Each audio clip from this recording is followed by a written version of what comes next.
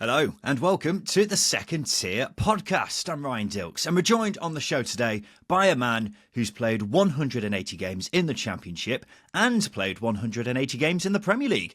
He went from playing non-league football to the Premier League in the space of 5 years, has 2 promotions from the Championship to his name with Bournemouth and Nottingham Forest, and won Player of the Year at Queen's Park Rangers this past season. It's the one and only Steve Cook. How's it going, Steve? Yeah, it's going well, thank you. Obviously, hell of a build-up, so got to live up to that. Well, I mean, a man with your experience, surely it's just nothing compared to what you've completed in your career so far. I mean, of course, we're speaking just as the Euros have got underway. So I'm curious, as a footballer who's even had plenty of seasons playing against these kind of players who are representing England, how much attention do you give to the Euros and how much are you willing on the Three Lions? Yeah, I think more so now. I think now my children, my 2 boys are old enough to enjoy football and watch it. So more so now, I'd say I watch more football than ever. Now I'm obviously getting to the latter end of my the stage of my career. Obviously, I want to watch football, learn about it, and sit there with my 2 boys, and it's enjoyable. So, really looking forward to the Euros this summer. Would love to go out there. So I'm waiting on hopefully going out and watching, and hopefully taking the eldest one out there. I'm not sure the youngest will be able to keep his concentration for that amount of time in the stadium. So really, to answer your question, really looking forward to it this year. Good stuff. So you're planning on hopefully heading out to Germany at some point. So if England won, I'm just trying to paint a picture here. If England won the Euros, how passionate would we see Steve Cook get? Would he be out on the lash, maybe jumping on some bus stops somewhere? I wouldn't be so. I'm not sure about the bus stops, but it'd be unbelievable, wouldn't it? I'm a huge kind of football fan, massive England fan. And yeah, it'll be fantastic. Obviously, got a lot of work to do, and we go into these tournaments as favourites kind of all the time. So hopefully, the boys can kind of live up to expectations and play some good football and bring a trophy back. Yeah, fingers crossed, Steve. But let's talk about your career as a whole, because I thought we'd have a look back because, you've had such a wonderful career so far. And we'll start off with one season in particular, which I imagine still lives very fondly in the memory. It's the 2014-15 promotion season with Bournemouth, which, that was such a good side, wasn't it? You had Callum Wilson up front, Matt Ritchie on the wing, you had Arter and Sermon in the middle of the park, and of course, one Steve Cook playing every game at the back. What a team that was, Steve. Yeah, and I think it was underrated. It was a lot of players that kind of come together from different teams and not really lived up to expectations. Obviously, Cal was at the start of his journey. We obviously knew what he was going to bring to the team, but the likes of Simon Francis, Charlie Daniels, myself, Tommy, we all had a kind of it was a kind of another step in our career where Tommy was playing at Brighton, ended up needing more game time. Charlie at Leyton Orient, Simon at Charlton. So we was a bit of a bit part team, but come together extremely well. Amazing coach, amazing coaches. The work ethic and through that group, Harry Arter, Andy Sermon in midfield were terrific, and the wingers and strikers were formidable. We scored a huge amount of goals that year. Yeah. The work rate was incredible, and to be honest, I don't think anyone expected us to go up. We certainly didn't at the start of the season, but then obviously as the season goes, you start to believe more. Yeah. Well, it was a fantastic team in the Championship, but one of the most impressive things is how much success Bournemouth had in the Premier League with essentially the same team. Because 2 seasons after promotion, you finished 9th, and 8 of your 11 most used players were with Bournemouth in the Championship. So, what was the secret to carrying on that success into the Premier League? I think keeping the team together. We had a very strong group, a lot of massive characters in the group, and the club added well. The core was extremely strong. We had old school pros in there. We had players that were extremely dedicated, The characters in the group, like I said, were very strong. And in the Premier League, when you have to kind of respond to losses, you go a long time sometimes without winning matches. We went into the Premier League with the same kind of mindset as we did Championship, attack and outscore opponents. We took a lot of criticism, I think, from the amount of goals that we conceded, which is only natural. But I think in the Premier League, when we've seen this season how many goals you concede, being a little bit cautious as well. So we went in there with no fear. With a manager who was extremely good. I think the home ground when big teams came down were shocked. It's not a, you kind of don't go down to the Vitality and you're not at a Premier League stadium. So I think we made the most out of that as well. And we kind of loved every minute of it. And when you're fresh in the Premier League, you go in there a little bit naive and you're not scared. I think after a while you realise how good these teams are and these players are. So you can sometimes go into a match and think, well, how are we going to get a result today? Yeah. Well, one factor that you mentioned there was the coach, Eddie Howe, he was there throughout most of your time in the Premier League. And I didn't think anyone doubted that he was a quality manager anyway, based off what he did at Bournemouth. But, since what he's gone on to do with Newcastle as well, he's just fantastic. What makes him so good, Steve? What makes him stand out amongst other coaches you've worked under? I think it's just dedication and love for the game. I know it's very easy for me to say that, but I used to see him leave his house at 6:30, 7 in the morning when it was dark and return at 7 in the evening. His attention to detail and his persona in interviews is so different to how he is in the dressing room and on the training pitch. He's ruthless, and you have to be. He's ruthless. He's demanding. He lets you know when you're doing well, and he lets you know when you're not. He's so tactically aware and clever. He's been able to kind of adjust the game over time as well. They play Newcastle. Watching them now, they play very similar to how we did at Bournemouth, but he's kind of added tweaks to the tactics, and he's grown. He's never kind of stood still and accepted to where we was at. Future England manager? Yeah, I think he's got to be, and I think it's so interesting to watch. Obviously, this England team under Gareth Southgate, but I feel like if Eddie Howe got the opportunity, we would see a totally different England team, and I think with the young talent that this country has produced, I think it'll be extremely exciting to see. Yeah, it's going to be fascinating to see what happens with Southgate this summer and see if this is his last tournament as England manager, who goes in next. How often did you get asked about one moment in particular from your many years in the Premier League? And cast your mind back to a game against Norwich at the start of 2020.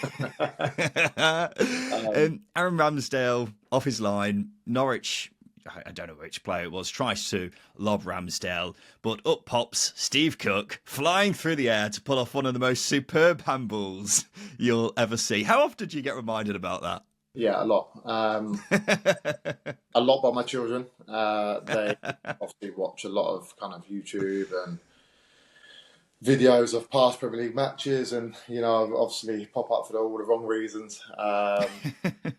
Still haunts me to this day, I've got to be honest, and I don't think it will ever disappear. And it's a real shame. I'm not going to lie to you. It's it wasn't the proudest moment I got. Do you regret doing it? Do you know what? I can't even tell you how it happened or why it happened. It's not something that I would be able to say. Obviously, I regret doing 100%, but I always put myself back into that moment. And I remember Dan Gosling going to me in the game, there's VAR. I was like, well, obviously, mate, I haven't done it to disguise what I've done. It's not that they're not. I haven't just flicked it around the corner with a small finger. It's a bad moment in my career, and hopefully I'm not kind of remembered too much for a save as a defender as the promotions I've had. So, but I always remember sitting down in the manager's office a few days later, and got absolutely hammered by him, and definitely came out of that run feeling extremely small. Yeah, I think because it was so early on in the game, Monty, it was like that you still had an hour to go. So if you did it right at the death, he may have let you off. But one thing has got to be said, though. It's a great save. It That was, is and undeniable. if the lads had bailed me out and nicked a draw away from mine, it would have gone down a little bit better. But Yeah. look, it was a fantastic save. I've always enjoyed going in goal, so that's where it's maybe come from. Yeah, good stuff. Well, Bournemouth will go on to be relegated in the 1920 season. Where did things go wrong for you, in your view? Because in the years prior to that, Bournemouth were flying, weren't they? Yeah, obviously COVID played a huge part. I felt that we, as a group, there was a lot of kind of circumstances that went against us. We weren't able to play any kind of pre-season friendlies once we came back from COVID because there was a distance kind of limit on it. When obviously it has to travel together, so we played in-house games, and sometimes they can be a bit of a false sense of where you're at. We started so slow when we come back from COVID, had some terrible results, and it wasn't. It'd be very wrong for me to blame the COVID break as to why we went down. I think there was many reasons. I think the team should have been freshened up, probably the season before or the January just before COVID, and no, we didn't make any signings. There was players that wanted to leave that didn't leave, so I think that had a huge bearing on where we was at, but a massive underachievement from the team that we had. We should never have gone down. Obviously Aston Villa stayed up, and look where they are now. They're obviously an amazing Champions League team, but they stayed up with Sheffield United scoring a goal that should never have obviously counted, and it just felt like everything was not in our hands, and at the end of the day we didn't produce the results that would have kept us in the league, and a huge underachievement, and that will stay. Relegations always stay with you forever. They're on your CV forever. They never go away, and a terrible time in my career, definitely. Yeah, I think it's your only one though, isn't it? So considering the number of promotions you've had, it kind of balances out, I suppose, doesn't it? Well, in your first season back in the Championship, Bournemouth were managed by none other than Jason Tindall, a man who's become quite notorious on social media for being Eddie Howe's assistant at Newcastle and his antics on the sidelines. But people forget that he was briefly a manager. So give us an idea of what he's like, because he seems like a bit of a character. Jace is top man. I love Jace. I always have. I got on extremely well with him when he was assistant, extremely well when he was a manager. Very, very likeable man. Still obviously friends now, friends with the family. So obviously I'm very biased towards him, but the stuff online, the stuff that you see is brilliant. I love it. It's a great laugh. But that's why they work so well, Eddie Howe and Jace, because Jace will get involved in the things that Eddie doesn't want to get involved in. Jace has got an unbelievable character. Nothing seems to affect him on the sideline. He'll give it out, he'll take it, but he's just so level-headed. He's totally different probably from how everyone outside football perceives him. But no, I love Jace. He's a great coach. I think he was very unfortunate as a manager at Bournemouth because he was stepping into shoes that were going to be extremely hard to kind of replicate. Again, I think we had a 2-3 week turnaround from when we got relegated to when we was back in pre-season. So picking up a group of lads that some of them wanted to leave, some of them weren't sure where they were going to be, was very, very difficult for him. And I think that's why we probably didn't play and get the results as well as we should have done. Yeah. I thoroughly enjoy his antics because the way he rubs people up is just fantastic. So you can let him know that. Well, it didn't work out for Tindall in his spell as a manager at Bournemouth, and Bournemouth lost in playoffs that season, with Tindall losing his job halfway through the season. The following season, Scott Parker came in, which saw quite a dramatic drop in your game time. So why was that, Steve? I think there was a a mixture of things. I got injured in the playoffs. I took longer than I thought I would to get fit. I think I probably pushed myself far too soon to get back to be involved with a new manager. So naturally, the season started when I was injured. The team started extremely well, and went on a hell of a run of results. And then, I found myself kind of fifth in the pecking order, and I actually said to the manager at the time, like, how I get being fourth choice, but fifth choice is a funny one. And I was behind centre half Zeno Ibsen Rossi, who ended up, I think he's at Cambridge now. So I found myself behind him, and that was when I knew, I think my time was. And then there's no disrespect to Zeno, because he was a great boy. But I thought, and I got told kind of 2-3 days before the window that I could leave. Obviously the club, which was not great. It was a difficult one to take. I think it was a mixture of, obviously, maybe the manager, myself being injured, the team doing so well, a different kind of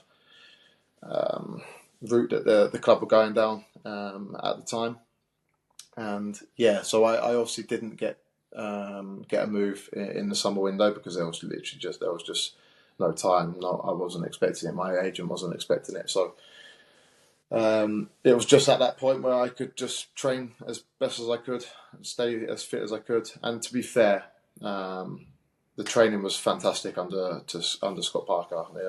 Him and Matt Wells were extremely good coaches. I learned an awful lot on the training pitch. I actually think I've become a better player. Their training was ridiculously hard, so I've become very, very fit and strong, because I wasn't needed in playing, so I could just kind of leave it all out there on the training pitch, enjoy my weekends, and pick it up kind of on a Monday. So I didn't play a lot, but I genuinely loved, after I got over the kind of position where I was in, and you realise you're not really going to play. I really actually enjoyed that 6 months, and I actually ended up getting back into the squad and playing a few decent games in kind of the lead up to when I left.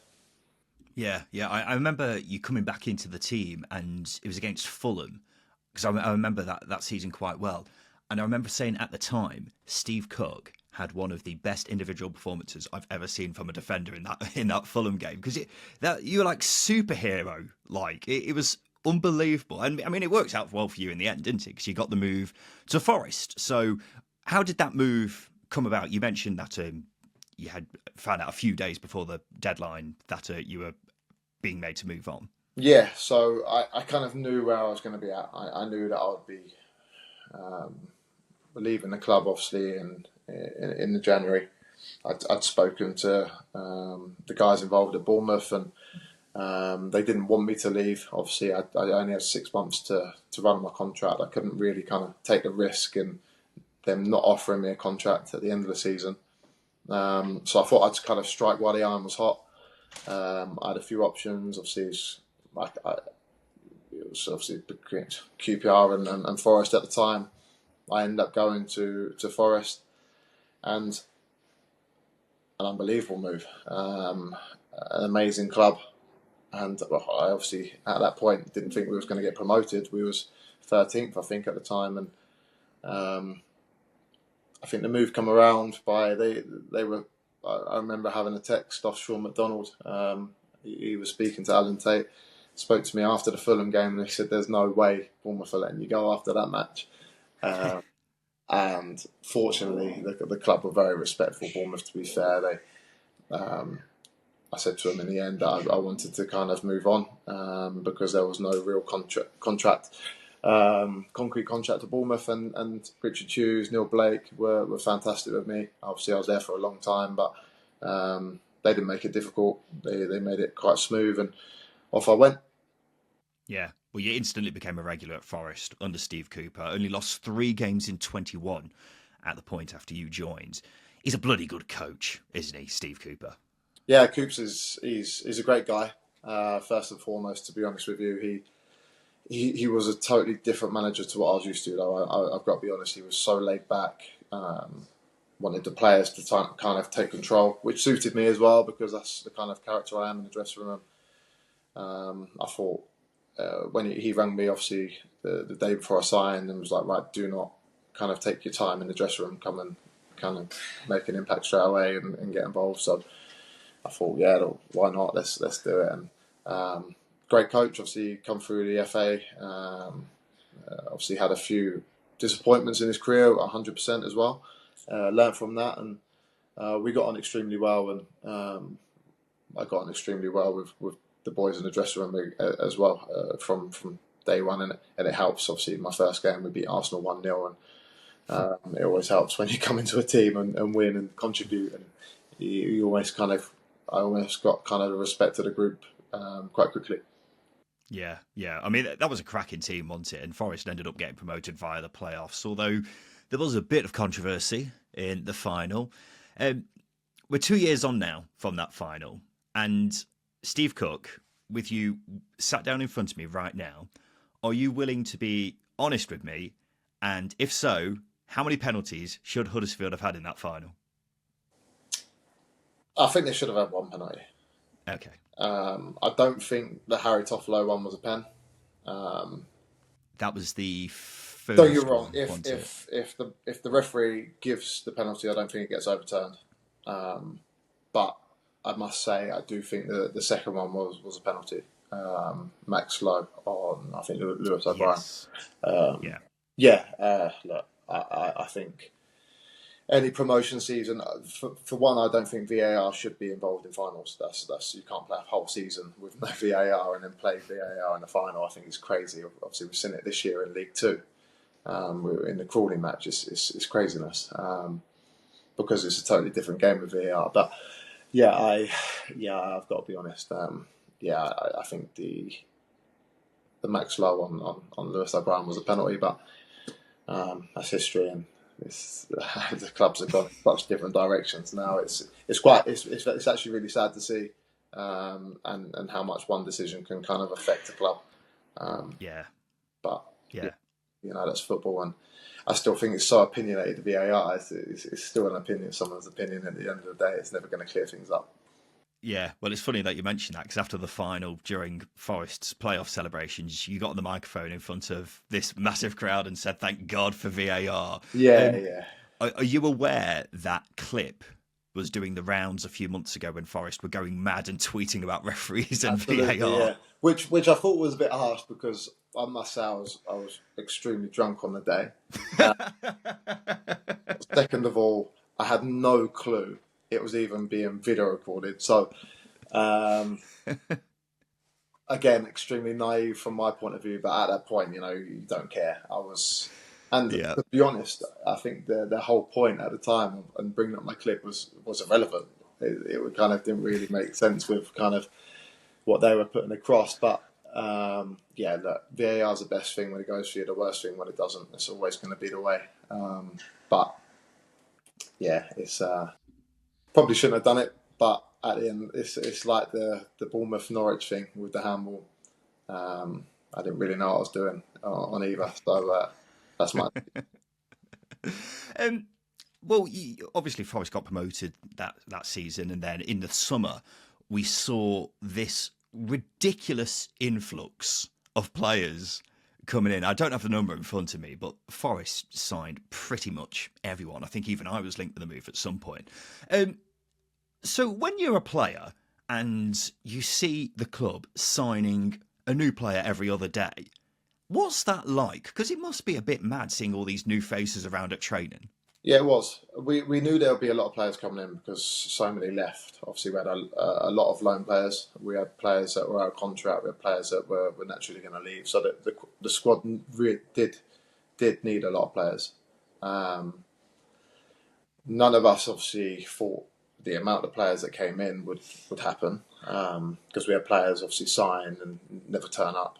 They would be off on loan as well, so they would be signed, see them on a medical, and then you would never see them. Well, I never obviously saw a lot of them rock up to the training ground, but a lot was made of it. I think the club needed to do the business, 90% of the business that they've done. To be honest with you, the squad needed a lot of improvement because we lost a lot of quality from the loan players. And to be honest, how good the club is and the attraction of the fans and the club, whoever got linked and wanted to move was never going to turn that one down. Yeah, yeah. Well, you moved to QPR last summer after leaving Forest and keeping them in the Premier League. Why QPR? Why did you decide to move there? Um, I obviously heard a lot about QPR, the struggles, the problems that they'd had, and I thought, you know what, it's going to be something so different to what I've been used to. But Asmir and Jack Colback were there, and they said how good, obviously, how enjoyable they'd found it. Obviously, being further down south for me as well. Being on the south coast, but QPR in the past has been an unbelievable club.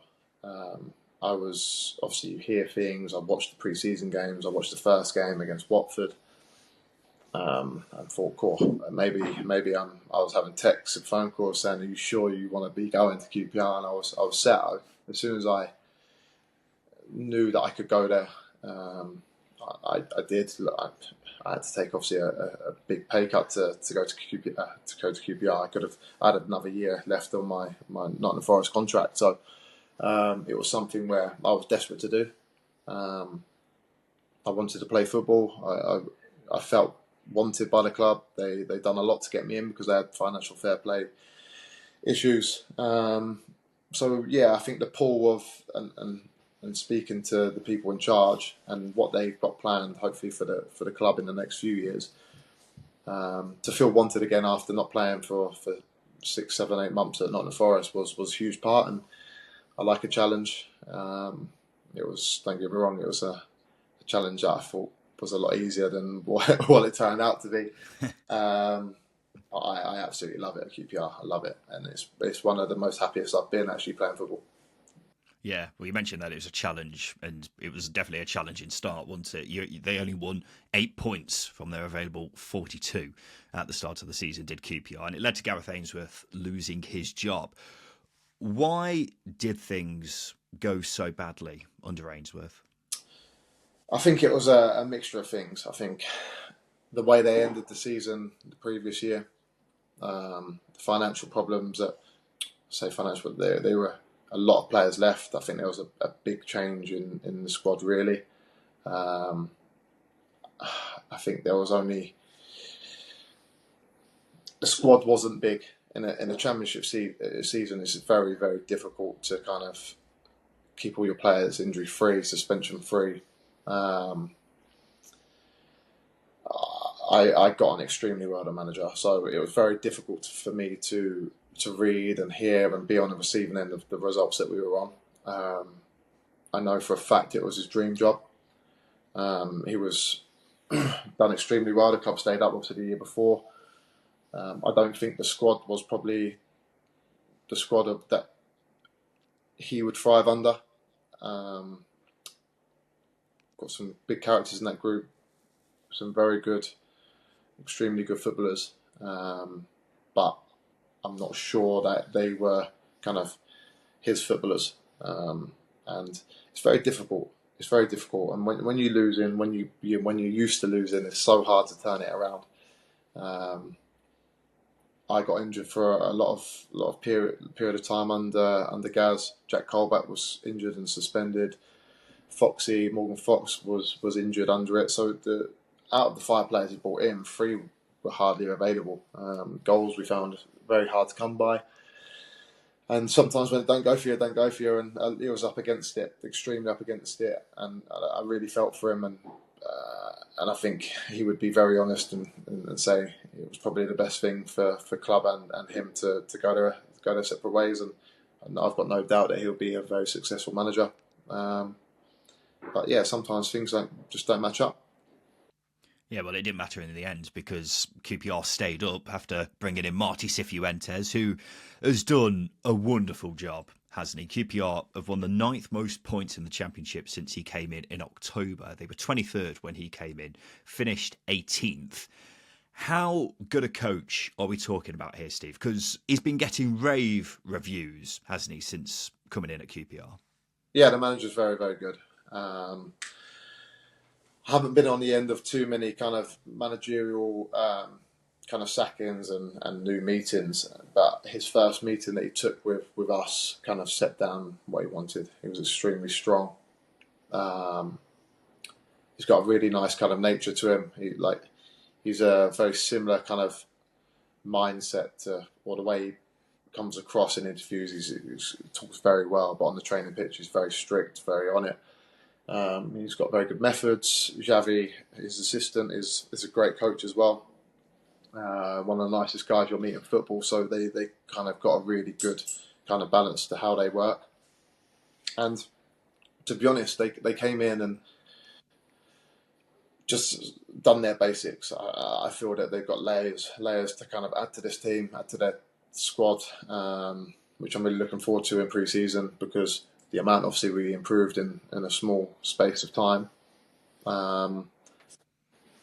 to what the time that he's got on his hands now. I feel that we can kind of really climb that table and not have to kind of worry looking over our shoulders. And he's a great coach, a great guy.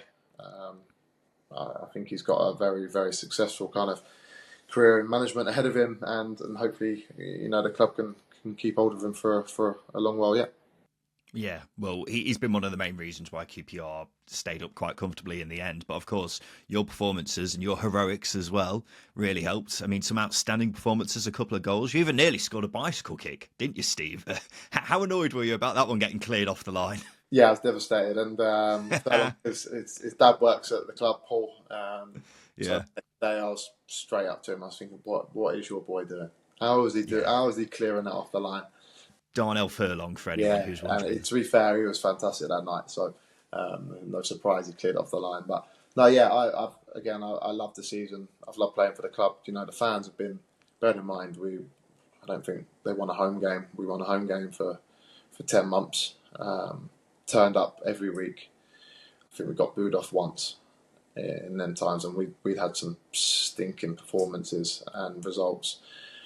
They've been terrific. The manager's been obviously been brilliant, but the fans this year have been unbelievable. Especially second, when we started giving something back, when we started giving some performances and results, they travelled obviously in their numbers at home. We sold out the majority of the second half of the season, and I think it was a real kind of togetherness to get us over the line, because you say it was comfortable. It definitely didn't feel comfortable. It was comfortable in the end, wasn't it? We thought we were kind of safe after beating Birmingham and beating Swansea. But it just goes to show that the season was craziness, and the points tally that he needed to stay up just goes to show how good the Championship really is. Yeah. How are you feeling ahead of next season? Do you think you'll continue to progress under Cifuentes? Yeah, I think so. Extremely positive. Really, I can't say I'm looking forward to going back to pre-season, because it's always nice to have a bit of time off. But looking forward to kind of seeing the team develop, the training sessions. We obviously there's going to be a turnaround of players as well, and looking forward to kind of getting back in that dressing room, eventually meeting new players, and eventually kind of hopefully learning as a player again, and taking on new information from the manager and winning football games. I think if we can take the momentum that we had from the latter end of the season, we hopefully will have a really positive one next year. Just finally, Steve, I just wanted to see what your plans were in the long term for you as a player. I mean, you're 33 now. You've got a year left on your contract at QPR. What's the long-term plan? Do you still think you've got a few years left in you as a player? And even if that is the case, what are your plans after your playing career? Yeah, I don't see myself kind of retiring anytime soon. I feel fit and strong and playing well. Saying that, I'm not going to be one of them players that will go until they can't run. I feel like I've got to be very respectful to the game and my career. I think once I know I'm done, I'll kind of call it a day. But hopefully that's not anytime soon. I'd love to get over 500 appearances and then kind of look from there. I've done my coaching badges up to, obviously I need to do my pro license, but that will come in time. But I'm going to be doing hopefully some coaching in the academy this year with the club and kind of get my hours in there. I see myself staying in the game 100%. I love it. I feel I've got a lot to give, and hopefully when my playing time comes to an end, I'll kind of slip in somewhere and learn the game on the other side, and kind of looking forward to that because I love that side of the game as well. So, and to be honest with you, I don't know anything else but football. So if I come out of it, God knows where I'll end up, and hopefully not back at Nottingham on top of the pavilion shouting abuse after drinking too many drinks. So no, I need to stay away from that and kind of stay in the game and see where it takes me. Could we see you go into management, perhaps? Yeah, I'd love. I don't think it's an easy job. I think it's one of the most difficult jobs around, pressure-wise, and the amount of managers I've seen age is scary. And I don't really need that with the way my Barnet's looking at the moment. But no, I'd love to give it a go. I think it's an extremely difficult job, like I said. But once I'm ready, once I've kind of got the experience behind me, I'd love to give it a go and got the right people around me. It'll be brilliant. But I think that's every footballer's dream, isn't it, to live a real life football manager. And that's my aim. Whether it happens or not, who knows? But I'm excited kind of for the future, playing wise and in the coaching scene as well. Yeah, well, best of luck, Steve. It's been a pleasure chatting to you today. Thank you for your time. I really appreciate it. No problem. Anytime. Thank you. This has been the Second Tier Podcast. A big thank you for listening. We'll be back again on Thursday for the first ever Second Tier quiz. We'll see you then.